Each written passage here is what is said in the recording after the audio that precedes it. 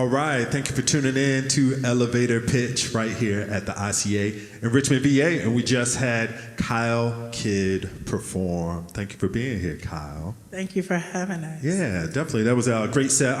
Now, you got your whole crew here with you. Would everybody mind going through, I'll start with you, Kyle, talking about what you do in the band and where you're from, and then everybody can go through. So my name is Kyle Kidd. I am the vocalist within this collective, as well as all the songs were written by myself or with a friend of mine, one of those being Marcus Allen Ward, who I want to give a shout out to. Yeah, and I do vocals.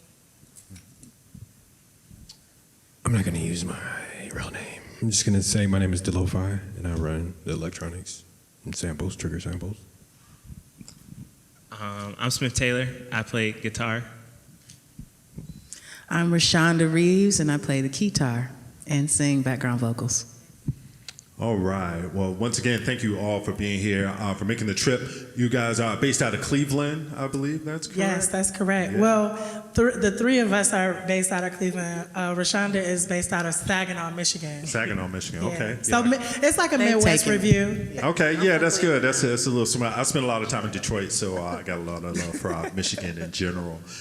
So one thing that I wanted to jump into, starting with you, Kyle, I know that you have another group that you play with that I was introduced to your music through, was Mourning of BLKstar.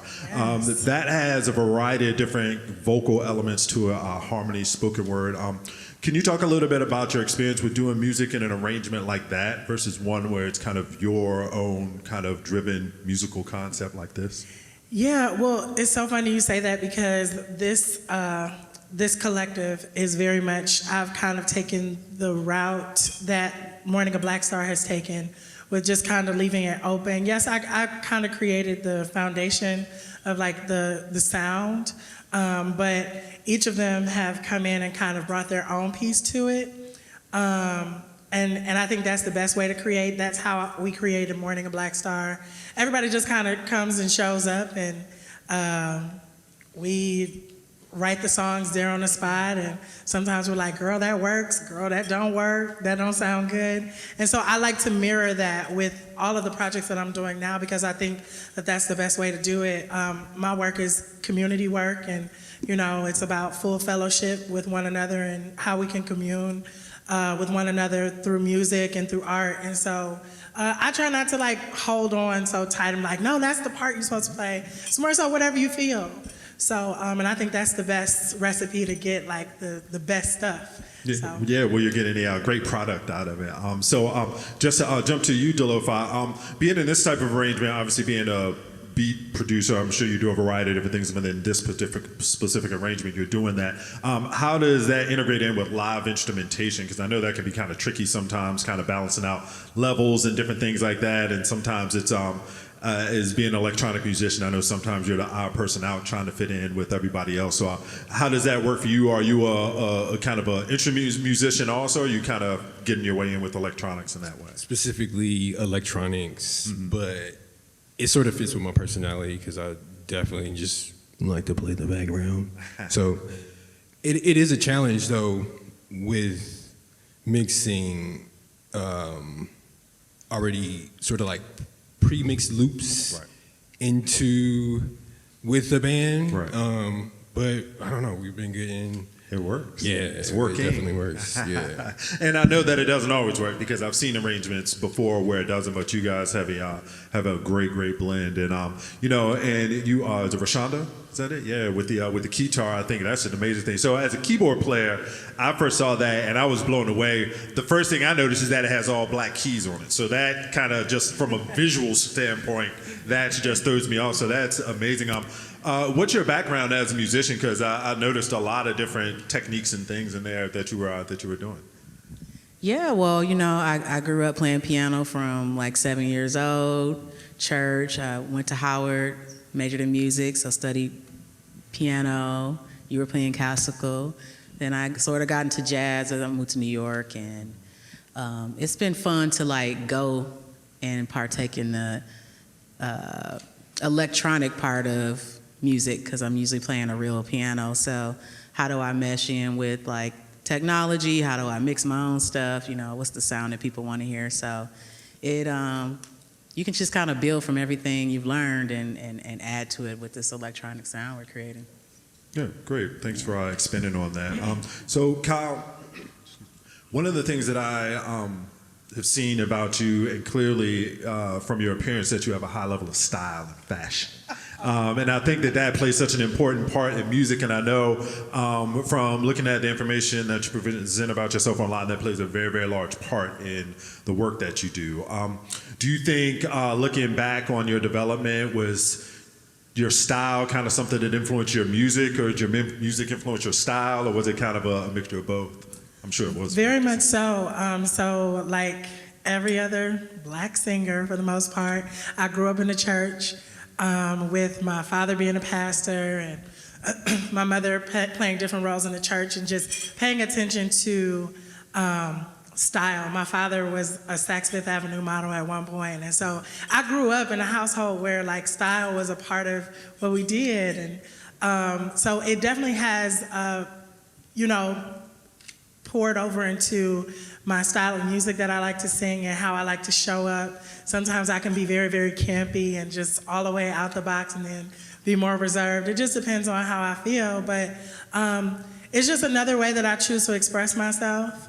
And yeah, it's art. It's art. I love to incorporate or be a part of art in all capacities. So waking up and getting dressed is just it's a ritual for me. And it's a way that I honor my ancestors.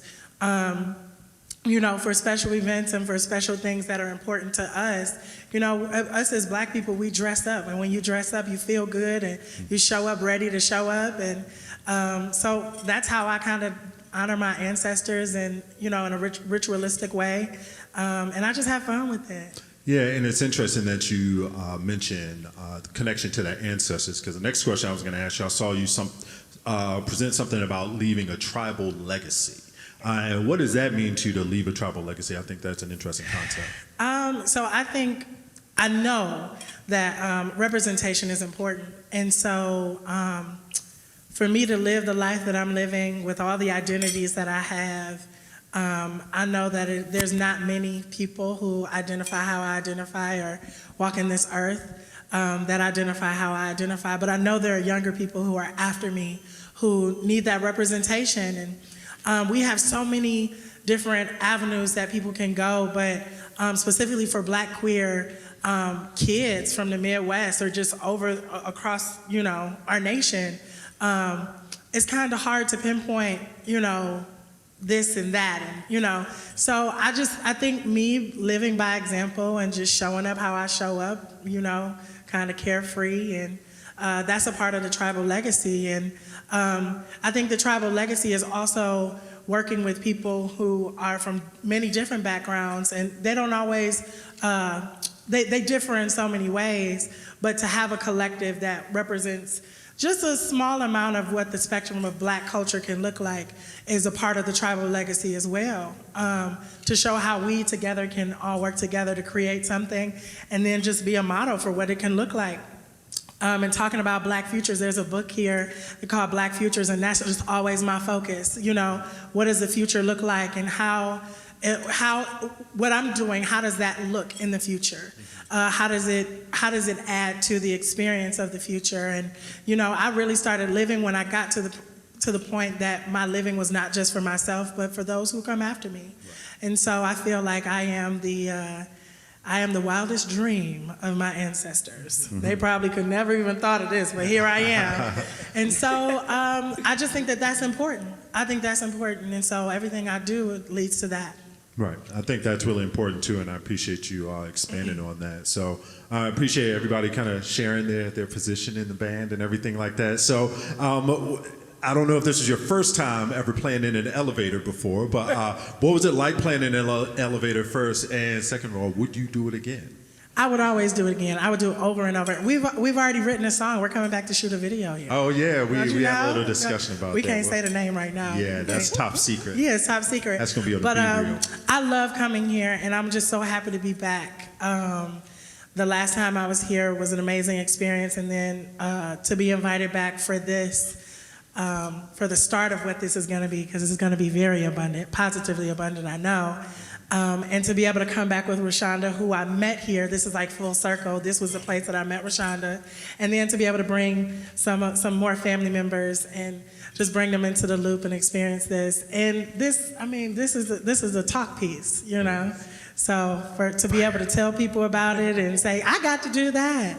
Yeah. So yes, I would do it 1,000,000 times over. Great. Well, we appreciate you all making the trip here to Richmond, Virginia, to the ICA and blessing the elevator pitch sessions. Thank you. Yeah, thank you again. Thank you.